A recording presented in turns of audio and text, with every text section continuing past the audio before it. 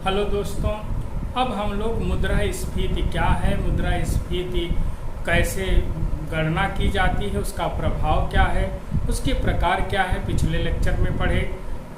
इन जो है मुद्रा अस्फीति क्या है, स्टैगफ्लेशन क्या है, इस पर भी चर्चा किए। और जो भी चर्चा पिछले लेक्चर में हम लोग किए हैं उसे बहुत ध्यान से पढ़िएगा। सारे प्रश्न लगभग उन्हीं पॉइंटों से पूछे गए हैं। लेक्चर को एक बार दो बार सुनिए, फिर किताब को पढ़िए, फिर पेपर को सॉल्व करिए, तो आपका और क्लियर होगा। जितना अधिक से अधिक बार आप कोई भी सब्जेक्ट पढ़ेंगे, उतना ज़्यादा आसानी से आप चीज़ों को स्पष्ट रूप से समझ पाएंगे और फिर जो प्रश्न पूछता है उसको समझकर आप उत्तर दे पाएंगे। इसलिए आप कभी भी पढ़ाई को लेकर निराश न हों, सतत प्रयास करें, नियमित पढ़ें और रेगुलरिटी अपनी ब्रेक ना करें। तो आज हम लोग जो इसमें जो है मुद्रास्फीति का ही दूसरा पार्ट है, इसमें हम लोग ये पढ़ेंगे मुद्रास्फीति की माप कैसे की जाती है और मुद्रास्फीति को रोकने के लिए सरकार कौन कौन सा उपाय अपनाती है। तो मुद्रास्फीति के रोकने के लिए कौन कौन सा उपाय अपनाती है या अपनाया जाता है, या जो है मुद्रा अस्फीति को रोकने के लिए कौन कौन से उपाय अपनाए जाते हैं। बहुत महत्वपूर्ण यह भी चैप्टर है, इसमें भी सारे प्रश्न आपके क्लियर हो जाएंगे। जो मौद्रिक नीति में जो हम लेक्चर में बताए थे उसका विस्तार और उसकी प्रासंगिकता और उसकी उपयोगिता अब आपको समझ में आएगी कि CRR, SLR, bank rate, repo rate क्यों बढ़ाया और क्यों घटाया जाता है। आपकी बहुत बार यह परीक्षा में पूछा गया है, भारत में जो है महंगाई या मुद्रास्फीति को किस आधार पर मापा जाता है। यह भी पूछा जाता है वर्तमान में आधार वर्ष कौन सा है, कौन सा जो है मुख्य रूप से महंगाई की माप का सही उपाय है और किन उपायों को कौन कैसे अपनाता है। तो अब हम लोग इसमें पढ़ेंगे मुद्रास्फीति को मापा कैसे जाता है। तो देखिए, भारत में मुद्रास्फीति की गणना करने के लिए, मुद्रास्फीति को मेजर करने के लिए आज़ादी के पूर्व ही पहली बार 1942 ईस्वी में थोक मूल्य सूचकांक होलसेल प्राइस इंडेक्स का उपयोग किया गया। 1942 से लेकर 1942 से लेकर 2015 तक भारत में महंगाई को, मुद्रास्फीति को या इन्फ्लेशन को मापने के लिए होलसेल प्राइस इंडेक्स यानी WPI का यूज किया जाता था, सिर्फ और सिर्फ। लेकिन इस पे बहुत से सवाल उठते थे, प्रश्न बनते थे। फिर सन 2015 से भारत सरकार ने, वर्तमान सरकार ने महंगाई को मापने के लिए कंज्यूमर प्राइस इंडेक्स का प्रयोग किया। तो होलसेल प्राइस इंडेक्स क्या है, कंज्यूमर प्राइस इंडेक्स क्या है, दोनों में अंतर क्या है, दोनों के फायदे क्या हैं, दोनों के नुकसान क्या हैं, इस पर भी हम लोग चर्चा करेंगे। और बहुत से प्राइस इंडेक्स हैं, इन सब प्राइस इंडेक्स का यूज क्या है, क्यों इन इंडेक्स को बनाया जाता है, इससे किस तरह के प्रश्न बने हैं परीक्षा में और बन सकते हैं, उसकी भी हम लोग चर्चा करेंगे। तो देखिए, सामान्यतः भारत में या पूरी दुनिया में कई प्रकार के इंडेक्स हैं, उनकी भी हम लोग छोटी मोटी चर्चा करेंगे। लेकिन जो बेसिक जो है इंडेक्स हैं, प्राइस इंडेक्स, उन पर हम लोग डिटेल से चर्चा करेंगे। तो पहले हम लोग मुद्रास्फीति मापने के लिए जो पहला इंडेक्स यूज किया जाता है उसको कहा जाता है होलसेल प्राइस इंडेक्स यानी WPI। इसकी गणना करने के लिए चालू वर्ष की कीमतों को पिछले वर्ष की कीमतों से घटा दिया जाता है और फिर उसको पिछली वर्ष की कीमतों से भाग देकर 100 से गुणा कर लिया जाता है। तो इसी के आधार पर इन्फ्लेशन को निकाला जाता है। अब यहाँ पर इन्फ्लेशन में पहला जो है होलसेल प्राइस इंडेक्स आपको बताया कि 1942 में आया था, आज़ादी के पहले। और ये प्राइस इंडेक्स साप्ताहिक होता था, वीकली होता था, इसलिए इसे पॉइंट टू पॉइंट कहा जाता है। 52 सप्ताह तक निकाले जाते थे, हर सप्ताह इसे प्रकाशित किया जाता था और इसे जो है 52 सप्ताह के औसत के आधार पर, वार्षिक आधार पर तैयार किया जाता था। तो जो 1942 में पहला प्राइस इंडेक्स बनाया गया था, उस प्राइस इंडेक्स का बेस ईयर 1939 को बनाया गया था। बेस ईयर वह ईयर होता है जिस ईयर से आने वाले ईयर की प्राइस की कंपेयर की जाती है, तुलना की जाती है कि बेस ईयर की तुलना में प्राइस कितने बढ़े हैं और कितने घटे हैं। अगर बेस ईयर की तुलना में प्राइस बढ़ रही है, जितना % बढ़ रही, उसी को इन्फ्लेशन कहा जाता है। 1900 जो है 39 में पहला बेस ईयर था। फिर भारत में आज़ादी मिली। आज़ादी के बाद बेस ईयर हर लगभग 10 साल पर चेंज कर दिया जाता है। और बेस ईयर चुनते समय सरकार यह ध्यान रखती है कि कोई भी एक बेस ईयर जब सरकार लेगी तो वो बाढ़, भूकंप, सूखा या महामारी से दूर होना चाहिए। ऐसा नहीं कि 2019 को बेस ईयर बना ले, जिस वर्ष जो है कोरोना जैसी महामारी है। तो बेस ईयर को चुनते समय सरकार इस बात का ध्यान रखती है कि किस को बेस ईयर, यानी एक सामान्य वर्ष होना चाहिए, उसमें बहुत अधिक उतार चढ़ाव नहीं होने चाहिए और ना ही जो है बाढ़, भूकंप, सूखा जैसी समस्या। तो बेस ईयर को चेंज किया गया और 1939 के बाद 1900 जो है मुख्य रूप से 52-53 को बेस ईयर बनाया गया। फिर इसके बाद 1961-62 को बेस ईयर बनाया गया। फिर 1970-71 को बेस ईयर बनाया गया। फिर इसके बाद 1981-82 को बेस ईयर बनाया गया। फिर 1993-94 को बेस ईयर बनाया गया। फिर अभिजीत सेन कमेटी या पैनल की सिफारिश पर 1993-94 को बेस ईयर बदल करके 2004-05 को बेस ईयर बनाया गया। फिर इसके बाद जो है सी रंगराजन कमेटी और बहुत से पैनलों ने चर्चा की और बेस ईयर 2004-05 से बदल करके 2011-12 किया गया। फिर अब जो है बेस ईयर बदल के 2017-18 या 18 बनाने की चर्चा चल रही है। तो जो बेस ईयर है आपका वर्तमान में ज़्यादातर मोस्टली अभी इस आधिकारिक घोषणा नहीं हुई है, इसीलिए आप 2011-12 ही मानेंगे। 2011-12 के पीछे जो बेस ईयर था 2004-05 था। तो बेस ईयर के आधार पे ही महंगाई की गणना की जाती है। इसमें वस्तुओं को जो है सामान्यतः जो अधिकांश लोग वस्तुओं को यूज करते हैं, उन सभी वस्तुओं की हर महीने की कीमत ली जाती है और उस कीमत को जोड़ करके फिर पिछले वर्ष की तुलना में ये देखा जाता है कि पिछले माह की तुलना में या बेस ईयर की तुलना में ये देखा जाता है कि कीमतें कितने % बढ़ी हैं। तो बेस ईयर की तुलना में जितना % कीमतें बढ़ती उसी को इन्फ्लेशन कहा जाता है। तो 2011-12 का जो बेस ईयर जो बना करके महंगाई की गणना की गई, उसमें 697 वस्तुएं शामिल हैं। 697 वस्तुओं में 3 समूह बनाए गए हैं, जिसमें प्राथमिक वस्तुएं यानी खाने पीने वाली वस्तुएं। इसमें मुख्य रूप से प्राथमिक वस्तुओं में जो वस्तुओं की कुल संख्या थी वो उस समय 102 थी, अब घट बढ़ाकर 2011-12 में 117 कर दी गई हैं। तो अब की ही लीजिए, पिछला मत लीजिए। तो प्राथमिक वस्तुओं की संख्या जो 697 है, कुल वस्तुएं 697, इसमें प्राथमिक वस्तुएं 117 हैं। दूसरी जो है वस्तुएं हैं ईंधन और ऊर्जा है। ईंधन और ऊर्जा में वस्तुओं की संख्या 16 है और तीसरा विनिर्मित वस्तुएं हैं, जिसमें 664 वस्तुएं हैं। इन सबको आप जोड़ लेंगे तो कुल वस्तुओं की संख्या 697 आएगा। एक प्रश्न ये बन जाता है कि प्राथमिक वस्तुएं वर्तमान में कितनी हैं, ईंधन ऊर्जा में कितनी वस्तुएं शामिल हैं और विनिर्मित वस्तुएं। तो आप इसको याद रखिएगा, 117, 16 और 564 वस्तुएं। फिर अब एक और दिया रहता है किताब में, भार, वेटेज, यानी जो व्यक्ति है वो अपनी कमाई का अधिकांश भाग इन तीनों वस्तुओं के समूहों में किस पर ज़्यादा खर्च कर रहा है। तो सबसे ज़्यादा जो थोक मूल्य सूचकांक है उसमें सबसे ज़्यादा वो खर्च कर रहा है जिस पर, वो है आपका जो है विनिर्मित वस्तुएं। तो इनका भार भी आप जो है देख लीजिए इस तरह से है। अब आता है आपका कि ये जो थोक मूल्य सूचकांक था ये क्या सही में महंगाई का सही प्रदर्शन करता है। तो इस पे सवाल उठने लगे। तो थोक मूल्य सूचकांक को सरकार ने समय समय पर बदल दिया। पहले आप इन वस्तुओं के समूह और भार को देख लें।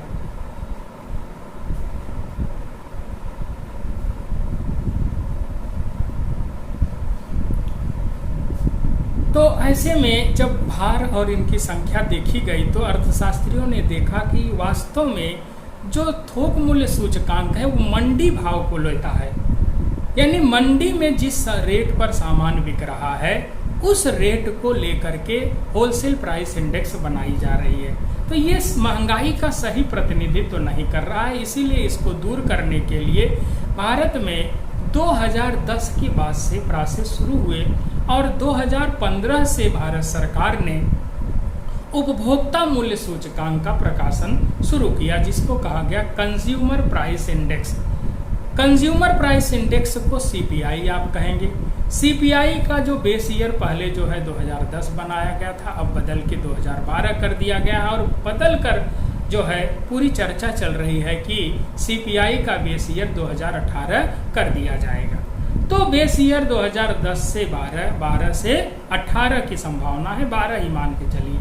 तो ये जो सीपीआई है ये कंज्यूमर प्राइस इंडेक्स, यानी जो उपभोक्ता है जो जिस रेट पे सामान खरीद रहा है उस रेट को लेकर सीपीआई बनाया जाता है। यानी हम आप जिस दर पे जाके जो है फल सब्जी दूध अंडे कपड़े जिस रेट पे खरीद रहे हैं, फुटकर रेट पर जिस रेट पे खरीद रहे हैं उसी को लेकर सीपीआई बनता है। इसलिए सीपीआई को फुटकर मूल्य सूचकांक भी कहा जाता है या अंग्रेजी में रिटेल प्राइस इंडेक्स भी कहा जाता है। तो जो सीपीआई है उसकी गणना 2015 से प्रारंभ हुई। अब इसमें जो है सीपीआई में ये देखा गया कि ये जो है सही प्रतिनिधित्व कर रहा है महंगाई के। सीपीआई के अंतर्गत 3 तरह के मूल्य सूचकांक हैं, उनको याद रखिएगा। 3 तरह के मूल्य सूचकांक, एक जिसको कहा जाता है सीपीआई आईडब्ल्यू। सीपीआई आईडब्ल्यू का मतलब consumer price index for industrial worker, बहुत महत्वपूर्ण है, औद्योगिक श्रमिकों के लिए उपभोक्ता मूल्य सूचकांक। दूसरा सीपीआई है जिसको कहा जाता है सीपीआई एएल और तीसरा जिसको कहा जाता है सीपीआई आरएल। तो एएल का मतलब एग्रीकल्चर लेबर, आरएल का मतलब रूरल लेबर। तो जो सीपीआई की गणना भारत में की जा रही है, एएल है, आरएल है, आईडब्ल्यू है, उनके बारे में पढ़ लेते हैं। और एक प्रकाशन और होता था सीपीआई यूएनएमई जो है सीपीआई यानी consumer price index for urban non manual employ. तो ये सीपीआई यूएनएमई जो है आपका ये जो है सन 2008 से इसका प्रकाशन बंद कर दिया गया है। इसलिए अब सीपीआई में सिर्फ 3 ही आते हैं, आईडब्ल्यू, एएल और आरएल। अब इन तीनों का यूज क्या है और बहुत बार बड़ी परीक्षाओं में छोटी में भी पूछ लिया गया है। जैसे पूछ लेता है भारत में सरकारी कर्मचारियों के महंगाई भत्ते का निर्धारण किस आधार पर किया जाता है, तो आप कहेंगे सीपीआई आईडब्ल्यू के आधार पर। तो जो सीपीआई आईडब्ल्यू है वो भारत सरकार के तहत कार्य करने वाले, राज्य सरकारों के तहत कार्य करने वाले जितने भी कर्मचारी हैं, अधिकारी हैं, उन सब का महंगाई भत्ते का निर्धारण, उन सब के वेतन का निर्धारण, उन सब के आवास भत्ते का निर्धारण जो किया जाता है, यानी डीए का जो निर्धारण किया जाता है वो सीपीआई आईडब्ल्यू के आधार पर किया जाता है। तो याद रखना। दूसरा सीपीआई एएल, इसका मुख्य रूप से जो प्रयोग CPI consumer price index for agriculture, ये जो है विभिन्न राज्यों के जो मजदूर हैं उन मजदूरों के न्यूनतम वेतन, जैसे मनरेगा है जो उसमें जो मजदूर काम कर रहे हैं उनके न्यूनतम वेतन का निर्धारण जो है सीपीआई एएल के आधार पर किया जाता है। सीपीआई एएल का जो बेस ईयर है 1986 है और जो है सीपीआई आईडब्ल्यू का जो बेस ईयर है वो 1982 था, अब बदल करके 2001 कर दिया गया है। अब आता है आपका तीसरा सीपीआई आरएल, रूरल लेबर। तो जो उपभोक्ता है ग्रामीण क्षेत्रों में रह रहा है, रूरल लेबर है, उनके उपभोग में आने वाली वस्तुओं के महंगाई को निकालने के लिए सीपीआई आरएल का यूज किया जाता है कि जो मुख्य रूप से श्रमिक हैं जो वस्तुएं खरीद रहे हैं, क्या उनकी जो है न्यूनतम वेतन के आधार पे उनकी खरीदने की शक्ति है कि नहीं है, इसी जो है वो है सीपीआई आरएल कहा जाता है। तो याद रखिए सीपीआई 3 है, जो CPI 3 के तहत, तीनों का अलग अलग, IW का जो है भारत सरकार राज्य सरकार के कर्मचारियों के महंगाई भत्ते के निर्धारण के लिए किया जाता है। दूसरा जो है आपका एग्रीकल्चर लेबर है, अलग अलग राज्यों के मजदूरों के न्यूनतम वेतन का निर्धारण, और जो है रूरल लेबर जो हैं CPI का तीसरे का जो यूज है वो मुख्य रूप से जो मजदूर हैं उनके न्यूनतम उपभोग या उनके उपभोग में आने वाली वस्तुओं के मूल्य का सूचकांक है ये। तो ये 3 हो गया। अब इन तीनों के साथ साथ अब यहाँ CPI को, तीनों का यूज अलग है। अब ये जो CPI बन रहा है, भारत जो है एक तरह से देखा जाए तो 2 भागों में बट गया है। भारत एक जो गांव में रहता है और भारत एक जो शहरों में रहता है। भारत जो गांव में रहता है उस पर लोग कमेंट करते थे कि वही इंडिया है जो शहरों में रहता है। तो भारत की आबादी जो शहरों में रहती हुई इंडिया है, और जो भारत की आबादी गांव में रहती है वो भारत है। तो इंडिया और भारत अलग अलग प्रतिनिधित्व कर रहे हैं, व्यंग है यह एक तरह से इंडिया एंड भारत। तो लेकिन हम लोग मेन चर्चा पे आते हैं। तो भारत में गांव में पाई जाने वाली महंगाई अलग है और शहर में पाई जाने वाली महंगाई अलग है। इसलिए जो CPI बन रही है वो CPI गांव की महंगाई को अलग मापती है और शहर की महंगाई को अलग मापती है। इसलिए CPI 2 है, वो तीनों का यूज अलग है। अब जो ये CPI बन रही महंगाई मापने के लिए वो 2 है, एक CPI रूरल और एक CPI अर्बन। CPI रूरल और CPI अर्बन को जोड़ करके बन रही है CPI कंबाइंड। और जो CPI कंबाइंड है, इसका काम यह है कि ग्रामीण क्षेत्र में महंगाई कितनी है, शहरी क्षेत्र में महंगाई कितनी है, दोनों को जोड़कर औसत निकालकर तब बताया जाता है कि भारत में इस समय कितनी महंगाई बढ़ रही है, कितनी घट रही है। तो इस CPI कंबाइंड CPI को निकालने के लिए सभी वस्तुओं को 6 समूहों में बांटा गया है और ये ज्यादा अच्छा महंगाई मापने का पैमाना माना जाता है। क्यों? क्योंकि इसमें वस्तुओं के सही समूह को रखा गया है। इसमें खाद्य वस्तुओं को रखा गया है, पेय वस्तुओं को एक समूह में, यानी कुल 6 खाद्य और पेय वस्तुएं एक हैं। दूसरा है पान, तंबाकू तथा नशीली वस्तुएं हैं। तीसरा जो है कपड़ा और जूता है, और चौथा है आपका आवास को रखा गया है। 5वें में आपको ईंधन और प्रकाश, और 6वां आपका अन्य वस्तुओं को रखा गया है। इनमें देखा जाए तो बहुत अच्छी बात यह है कि इसमें CPI जो कंबाइंड है, इसमें एक अच्छाई यह है कि इसमें खाने पीने वाली वस्तुओं को ज़्यादा वेटेज दिया गया है, जबकि WPI में खाने पीने वाली वस्तुओं को कम वेटेज दिया गया था। तो ये इसके फायदे हैं, ये बहुत अच्छा है। और महंगाई मापने के लिए सबसे अच्छा पैमाना CPI को ही माना जाता है। और भारत में CPI रूरल, CPI अर्बन को मिलाकर कंबाइंड CPI बनाई जाती है।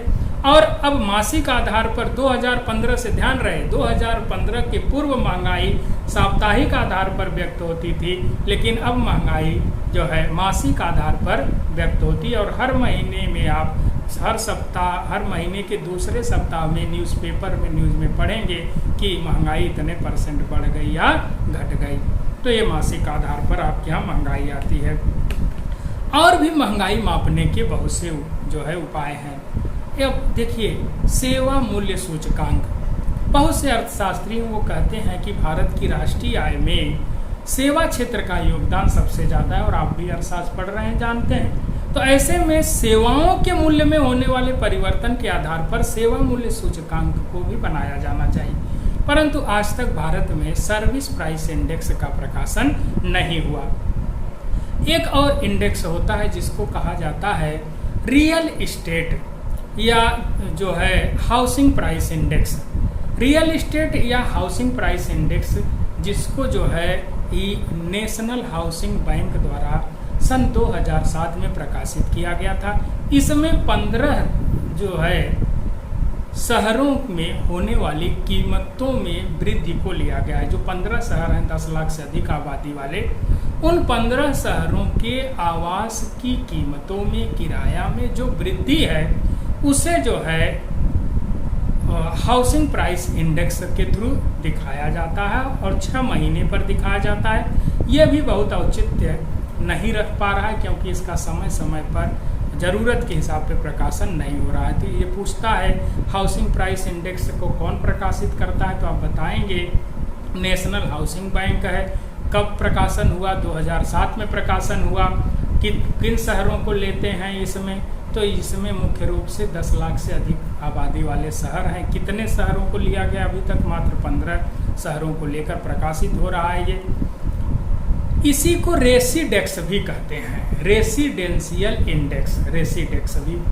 और एक होता है जिसको कहा जाता है PPI, product price index. PPI America में महंगाई को मापने के लिए प्रोडक्ट प्राइस इंडेक्स को लिया जाता है। प्रोडक्ट प्राइस इंडेक्स क्या है? हमारे यहाँ कंज्यूमर प्राइस, जिस कीमत पर उपभोक्ता वस्तुओं को खरीद रहा है उस प्राइस को लेकर महंगाई मापी जा रही है। अमेरिका में जिस कीमत पर उत्पादक वस्तुओं को बनाकर बेच रहा है उस कीमत को लेकर जो महंगाई बनी उसको कहा गया प्रोडक्ट प्राइस इंडेक्स। और भी बहुत से इंडेक्स हैं जिसकी यहाँ पर उतनी प्रासंगिकता नहीं है। तो ये हो गया आपका मुद्रास्फीति को मापने के उपाय। तो इनको आप एक बार देख लीजिए।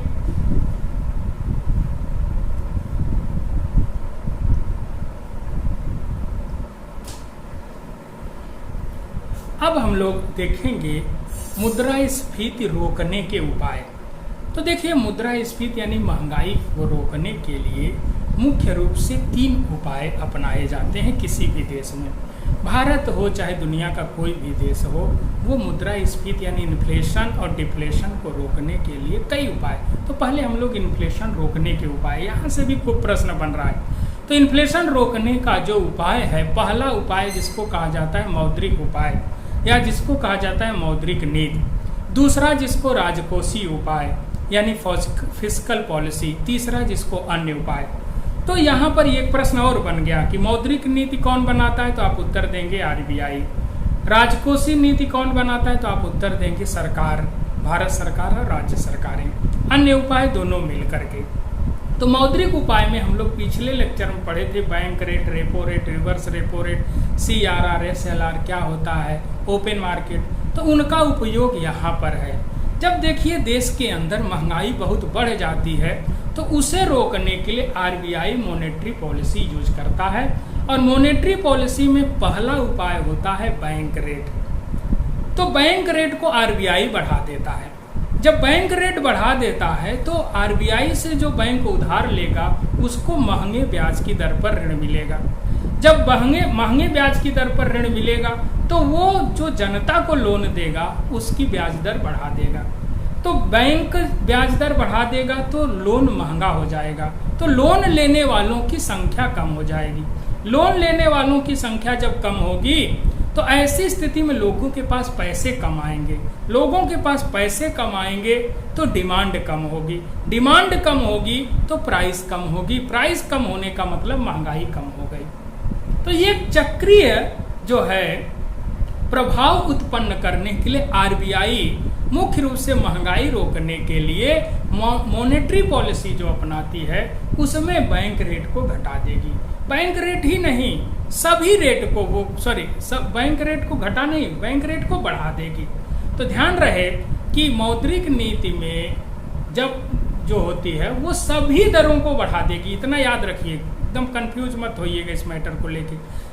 जब देश के अंदर महंगाई आएगी तो RBI bank rate, repo rate, reverse repo rate, CRR, SLR ये सभी दरों को बढ़ा देगी। बढ़ाएगी तो उसका प्रभाव क्या होगा? जिस तरह से हमने बताया बैंक रेट का प्रभाव होगा, वैसे ही इन सब के प्रभाव से देश के अंदर लोगों के पास पैसा कम हो जाएगा। लोगों के पास पैसा कम होगा तो मांग कम होगी, मांग कम होगी तो कीमत कम होगी, कीमत कम होगी तो महंगाई घट जाएगी। फिर इसको समझ लीजिए, मान लीजिए आरबीआई क्या करता है, बैंक रेट बढ़ा देता है। बैंक रेट बढ़ाएगा तो ऐसी स्थिति में जो है ऋण की लागत बढ़ जाएगी। ऋण की लागत बढ़ जाएगी, महंगे ब्याज की दर पर लोगों को ऋण मिलेगा तो लोग ऋण लेना कम कर देंगे। ऋण लेना कम कर देंगे तो लोगों के पास पैसा कम आएगा, लोगों के पास पैसा कम होगा तो लोगों की डिमांड कम होगी, डिमांड कम होगी तो प्राइस घट जाएगी।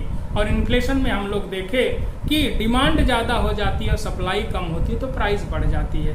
तो यहाँ डिमांड कम करने के लिए ही आरबीआई संकुचनवादी मौद्रिक नीति अपनाएगी, जिसमें bank rate, repo rate, reverse repo rate तीनों को बढ़ा देगी। तीनों को बढ़ाने से ऋण की लागत बढ़ेगी, ऋण की लागत बढ़ेगी तो लोग लोन लेना कम करेंगे, लोन कम लेंगे तो लोगों के पास पैसे कम आएंगे, पैसे कम आएंगे तो डिमांड कम होगी, डिमांड कम होगी तो महंगाई कम हो जाएगी या कीमत कम हो जाएगी। दूसरा CRR SLR बढ़ाती, ये इसका भी चक्रीय प्रभाव है। जब बैंक CRR SLR बढ़ाएगी आरबीआई तो बैंकों के पास क्या प्रभाव, तो हम लोग पढ़े थे CRR वह धनराशि है जो प्रत्येक बैंक अपनी कुल जमा का आरबीआई के पास रखता है। SLR वह धनराशि है जिसे प्रत्येक बैंक, व्यापारिक बैंक अपने पास कैश या जो है सिक्योरिटी में रखता है। तो जब CRR बढ़ा देगी तो जैसे बैंक के पास मान लीजिए 1 करोड़ रुपया है और CRR बढ़ा देगी और SLR बढ़ा देगी तो बैंकों के पास साख सृजन के लिए पैसे कम हो जाएंगे। जब उसके पास साख सृजन यानी लोन देने के लिए पैसे कम हो जाएंगे तो वो लोगों को कम लोन देगी, कम लोन देगी तो लोगों के पास पैसा कम आएगा, कम पैसा आएगा तो कम डिमांड होगी, कम डिमांड होगी तो प्राइस कम हो जाएगी, प्राइस का कम होना ही महंगाई कम कर देगी। तो ऐसी स्थिति में CRR SLR को जो है मुख्य रूप से इन्फ्लेशन के दिनों में बढ़ा करके bank rate, repo rate, reverse repo rate को बढ़ा करके देश के अंदर मुद्रा की मात्रा या तरलता की मात्रा आरबीआई कम कर देता है, जिससे महंगाई कम हो जाती है। तीसरा open market operation. Open market operation में क्या है कि सरकार आरबीआई के माध्यम से जनता से लोन लेती है। जब जनता से लोन लेती है तो वो जनता को उस लोन के बदले ब्याज देती है। तो सरकार यहाँ लालच देती है लोगों को और कहती है अगर आप ये प्रपत्र खरीदेंगे, किसान विकास पत्र खरीदेंगे, राजीव विकास पत्र खरीदेंगे, इंफ्रास्ट्रक्चर बांड खरीदेंगे, रेल बांड खरीदेंगे, तो ये जो बांड हैं, सिक्योरिटी पेपर सरकार बेचती है तो जिस पर एक ब्याज दर लोगों को मिलती है।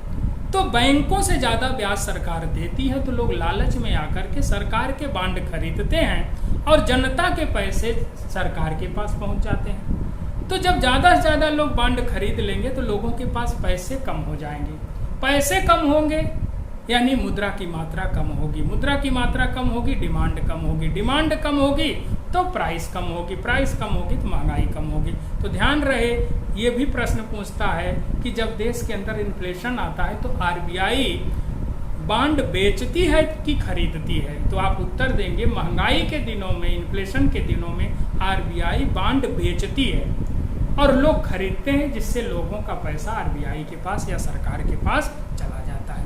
तो यह हुआ आपका संकुचनवादी मौद्रिक नीति, जिसमें सरकार का उद्देश्य bank rate, repo rate, reverse repo rate, CRR SLR को बढ़ाकर देश के अंदर मुद्रा या तरलता की मात्रा को कम करना है।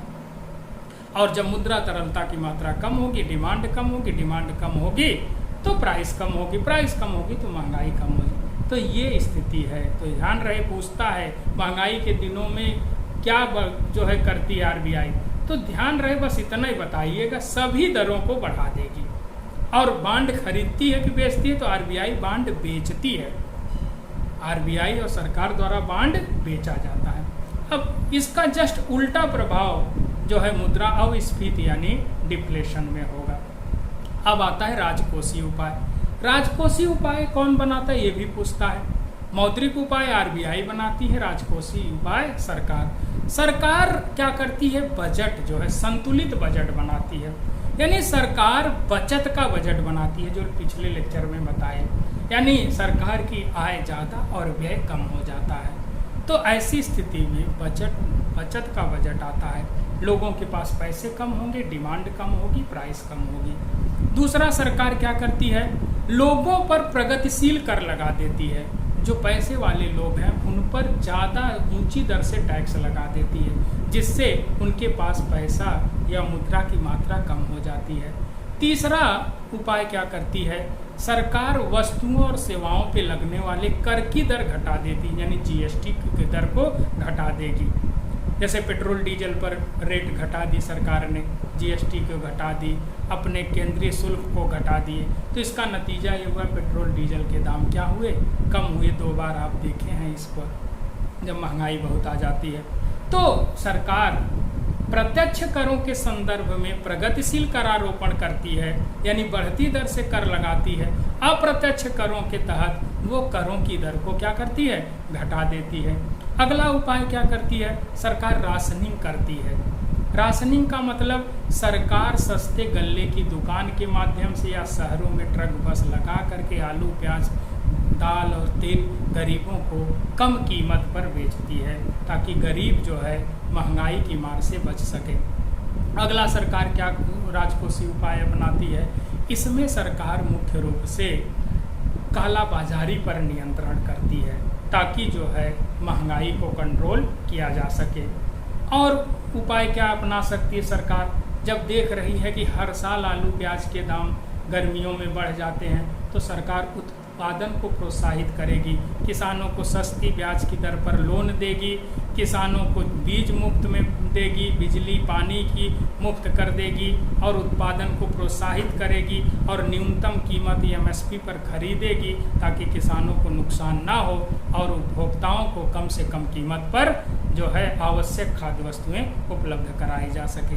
तो मुद्रास्फीति रोकने के 2 उपाय हैं, एक मौद्रिक उपाय जिसे आरबीआई अपनाता है, एक राजकोषीय उपाय जिसे सरकार अपनाती है। तो ये भी पूछता है निम्नलिखित में से कौन सा मौद्रिक उपाय है, तो याद रहे आपका मौद्रिक उपाय जिसमें CRR, SLR, bank rate, repo rate, reverse repo rate, open market operation और मुख्य रूप से MSF rate, marginal standing facility rate भी आता है। मार्जिनल स्टैंडिंग फैसिलिटी 1 रात की उधार की दर है।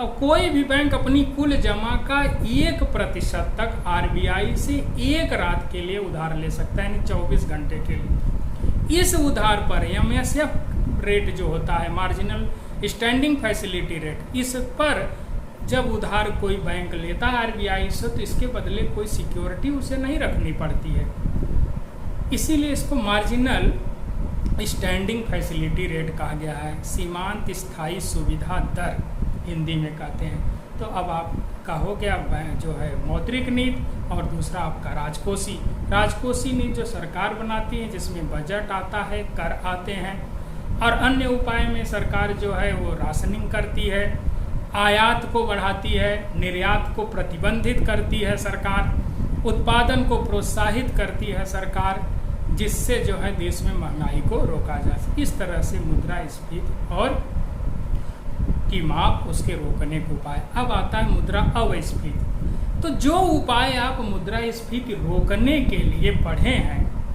वही उपाय आप मुद्रा अस्फीति रोकने में भी पढ़ेंगे, बस लेकिन एक अंतर समझिए, मुद्रास्फीति में कीमतें बढ़ जाती हैं, मुद्रा अस्फीति में कीमतें घट जाती हैं, दोनों अपोजिट हैं। इसलिए आरबीआई मुद्रास्फीति के दिनों में जिन दरों को बढ़ाती है, उन्हीं दरों को मुद्रा अस्फीति के दिनों में, यानी मंदी के दिनों में, उन्हीं दरों को घटा देगी। यानी जब देश के अंदर मुद्रा अस्फीति यानी मंदी और बेरोजगारी होगी, तब आरबीआई क्या करेगा, विस्तारवादी मौद्रिक नीति अपनाएगा, जिसमें CRR, SLR, bank rate, repo rate, reverse repo rate सभी दरों को घटा देगा। जब सभी दरों को घटा देगा तो लोगों को सस्ते में ब्याज मिलेगा, लोगों को कम ब्याज की दर पर लोन जब मिलने लगेगा तो लोग अधिक से अधिक लोन लेंगे, और जब लोग अधिक से अधिक लोन लेंगे तो वो पैसा कहीं ना कहीं इन्वेस्ट करेंगे। जब पैसा इन्वेस्ट करेंगे तो इससे लोगों को जो है रोजगार मिलेगा, रोजगार मिलेगा तो आय बढ़ेगी, आय बढ़ेगी तो डिमांड बढ़ेगी, डिमांड बढ़ेगी तो प्राइस बढ़ेगी, प्राइस बढ़ेगी तो प्रॉफिट बढ़ेगा, प्रॉफिट बढ़ेगा तो आदमी फिर इन्वेस्ट करेगा। तो ऐसी स्थिति में जो मंदी में अर्थव्यवस्था सिकुड़ के कम हो जाती है, वो धीरे धीरे क्या है, विस्तार और बूम की ओर बढ़ती है। तो ये ध्यान रहे, मुद्रा अस्फीति यानी मंदी के दिनों में आरबीआई द्वारा मुख्य रूप से सभी दरों को घटा दिया जाता है। CRR, SLR, bank rate, repo rate, reverse. इससे क्या होता है कि लोगों को कम ब्याज की दर पे लोन मिलता है, लोग लोन लेकर इन्वेस्ट करते हैं, इन्वेस्ट करेंगे तो रोजगार मिलेगा, रोजगार मिलेगा तो बेरोजगारी घटेगी, बेरोजगारी घटेगी तो लोगों की इनकम बढ़ेगी, इनकम बढ़ेगी तो डिमांड बढ़ेगी, और डिमांड बढ़ेगी तो फिर ऐसी स्थिति में प्राइस बढ़ेगी, प्राइस बढ़ेगी तो जिन लोगों को घाटा हो रहा था उनको मुनाफा होने लगेगा, और जब मुनाफा होगा तो वो और जो है इन्वेस्ट करेंगे और लोगों को रोजगार बढ़ी। इस तरह से अर्थव्यवस्था चक्रीय समस्या से बाहर निकल जाएगी और धीरे धीरे इकोनॉमी बूस्ट कर जाएगी, बूम कर जाएगी। इसीलिए जिन उपायों को इन्फ्लेशन के दिनों में अपनाया जाता है उन्हीं उपायों के अपोजिट डिफ्लेशन के दिनों में अपनाया जाता है। अब सरकार वहाँ तो ध्यान रहे, मुद्रास्फीति के दिनों में CRR, SLR, bank rate, repo rate, reverse repo rate की दरों को बढ़ाया जाता है, और मंदी के दिनों में जिसका लक्षण बेरोजगारी है या डिफ्लेशन के दिनों में सभी दरों को घटाया जाता है। अब एक और स्थिति आ गई, राजकोषीय उपाय। इसमें सरकार क्या करती है, घाटे का बजट बनाती है। डिफ्लेशन घाटे का बजट में सरकार करती क्या है कि जो है लोगों को कम ब्याज की दर पर लोन देती है, बिना शर्त के लोन देती है, रोजगार को प्रोत्साहित करती, किसानों में ऋण बांटती है, कर की दरों को मुख्य रूप से इस तरह समायोजित करती है जिससे लोगों को उत्पादन में, निवेश में किसी भी प्रकार की समस्या ना हो। नए नए इन्वेस्टर को जो है, इंटरप्रेन्योर को प्रोत्साहित करती है ताकि देश में मंदी की समस्या से निपटा जा सके। अब जैसे मान लीजिए मंदी आ गई देश में, तो ये बहुत भयानक स्थिति होती है, और ये मंदी 2 बार दुनिया में देखी गई है। एक है 1929 की विश्वव्यापक मंदी जो अमेरिका से शुरू हुई और धीरे धीरे पूरी दुनिया में छा गई, और 1929 की मंदी को महान मंदी या ग्रेट डिप्रेशन कहा जाता है। और इसका मुख्य लक्षण ये होता है कि इसमें चारों तरफ बेरोजगारी फैल जाती है। और दूसरी मंदी 2007 से 2009 के बीच देखी गई।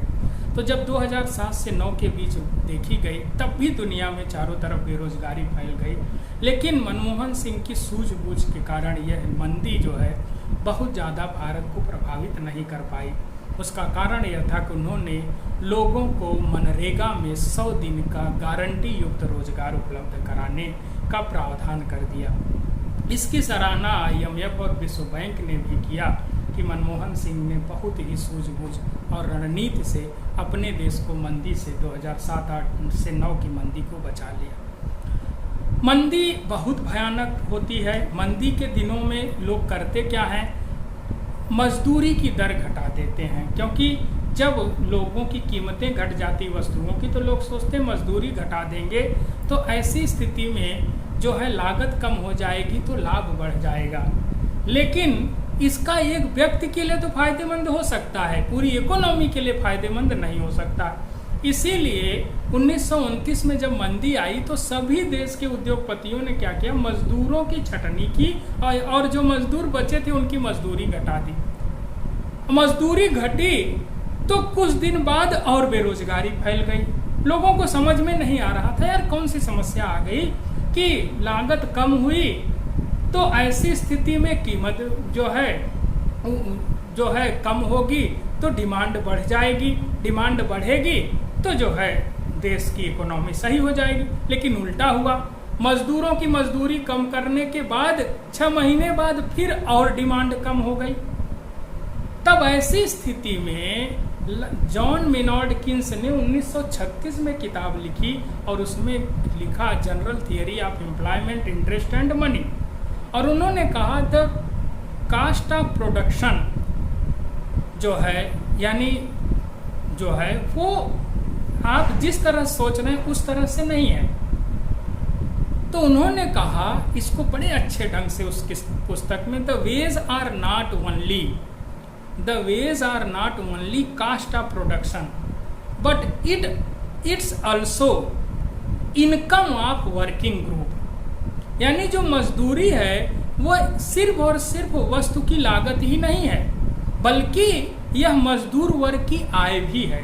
और जब आप मजदूरी कम कर देंगे तो मजदूर वर्ग की एग्रीगेट इनकम कम हो जाएगी, और जब एग्रीगेट इनकम कम हो जाएगी तो एग्रीगेट डिमांड को कम कर देगी, और जब एग्रीगेट डिमांड को कम कर देगी तो ऐसी स्थिति में प्राइस कम हो जाएगी। जब प्राइस कम हो जाएगी तो जो प्रोड्यूसर है उसका प्रॉफिट कम हो जाएगा, और प्रॉफिट कम हो जाएगा तो वो क्या करेगा, प्रोडक्शन बंद कर देगा, और प्रोडक्शन बंद कर देगा तो जो लोग बचे हुए हैं वो लोग भी बेरोजगार हो जाएंगे। इसलिए मजदूरों की मजदूरी मत घटाओ, बल्कि उन्होंने सुझाव दिया कि ऐसी स्थिति में सरकार, जो भी सरकारें होती हैं, जब मंदी आए तो वो पैसा लोगों में खूब बांटे, लोगों को खूब काम दे। सरकार के पास पैसे देखिए बहुत होता है, उसके लिए 1 लाख करोड़ कोई मायने नहीं रखता है। अगर 1 लाख करोड़ रुपया घाटे में उठाकर भी नागरिकों पर खर्च कर दे, रोजगार के लिए उत्पादन क्रियाओं में खर्च कर, ध्यान रहे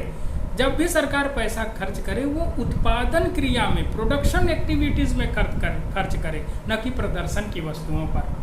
उन्होंने कहा कि उत्पादन की क्रियाओं में अगर सरकार कुछ फालतू पैसे भी खर्च कर देगी तो इससे कुछ लोगों को रोजगार मिलेगा, और जब कुछ लोगों को रोजगार मिलेगा तो कुछ लोगों की आय बढ़ेगी, आय बढ़ेगी तो डिमांड बढ़ेगी, डिमांड बढ़ेगी प्रोडक्शन बढ़ेगा, प्रोडक्शन बढ़ेगा एम्प्लॉयमेंट बढ़ेगा, एम्प्लॉयमेंट बढ़ेगा तो इनकम बढ़ेगी, इनकम बढ़ेगी तो फिर डिमांड बढ़ेगी, और जो इकोनॉमी मंदी में फंसी हुई थी, अवसाद में फंसी हुई थी, वो धीरे धीरे बूम में आ जाएगी और इकोनॉमी मंदी से बाहर हो जाएगी। उनके इस सुझाव को पूरी दुनिया ने स्वीकारा और उन्होंने तर्क दिया पंप प्राइमिंग सिस्टम।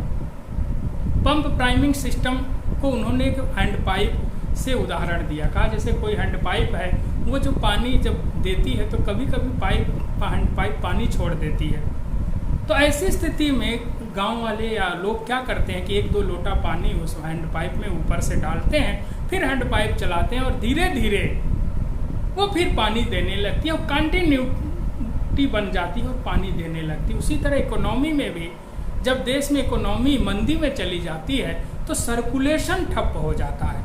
ऐसे में सर्कुलेशन में अगर सरकार 100 करोड़ रुपया लगा देगी उत्पादक क्रियाओं में तो इससे 100 करोड़ लोगों की इनकम हो जाएगी। 100 करोड़ खर्च करेगी, यानी जो सरकार, किसी का खर्च दूसरे की आय होती है, ध्यान रखिएगा, एक व्यक्ति का व्यय दूसरे की आय होती है। सरकार 100 करोड़ खर्च करेगी, मजदूर वर्ग की 100 करोड़ इनकम होगी और 100 करोड़ की वो डिमांड करेगा। 100 करोड़ की डिमांड करेगा तो 100 करोड़ का प्रोडक्शन होगा। 100 करोड़ का प्रोडक्शन होगा तो 100 करोड़ के प्रोडक्शन के कारण कुछ लोगों को तो रोजगार मिलेगा, जिससे इकोनॉमी मंदी से बाहर निकल जाएगी, बेरोजगारी से बाहर निकल जाएगी और धीरे धीरे विकास के सतत पथ पर चली जाएगी। इसीलिए general theory of employment, interest and marine जो 1936 में प्रकाशित हुई, बहुत कारगर किताब मानी जाती है। उनकी हाउ टू पे फॉर वार भी है, ट्रीटी ऑन मनी भी है, बहुत अच्छी किताबें उन्होंने लिखा इकोनॉमी के बारे में। तो मंदी से निकलने के लिए उन्होंने बड़े अच्छे तर्क दिए। मंदी बहुत खतरनाक है, इसीलिए पूछा जाता है कि मंदी ज़्यादा खतरनाक है महंगाई, तो आप कहेंगे मंदी। और स्टैगफ्लेशन जो होता है गतिहीन स्थिति, यह तो एक ऐसी स्थिति है कुछ दिन तक अपने आप बनी रहती है, इसमें कोई उपाय काम करते नहीं हैं। अगर आप गतिहीन स्फीति या स्टैगफ्लेशन को रोकने के लिए उपाय अपनाएंगे, क्योंकि इसमें दोनों सिचुएशन एक साथ होती है, इन्फ्लेशन भी होता है, डिफ्लेशन भी होता है। अगर आप विस्तारवादी मौद्रिक नीति अपनाएंगे तो ऐसी स्थिति में मंदी से तो बाहर जाएंगे लेकिन महंगाई में और फंस जाएंगे। तो ऐसी स्थिति में सरकार इस समय धैर्य से समय का इंतजार करती है और समय बहुत सी चीज़ों को समय अपने आप ठीक कर देता है। अर्थशास्त्र भी इस बात को मानता है कि समय बहुत बलवान है। जब इकोनॉमी स्टैगफ्लेशन में फंस जाती है तो समय का इंतजार करते हैं लोग और समय के साथ ही समस्या से निकल जाते हैं। इस तरह से हम लोग पढ़े इन्फ्लेशन, डिफ्लेशन, स्टैगफ्लेशन क्या है, उसके रोकने के उपाय क्या है, सरकार कौन सी नीतियाँ अपनाती है। आप विस्तार से पढ़िएगा और किताब पढ़िएगा। धन्यवाद।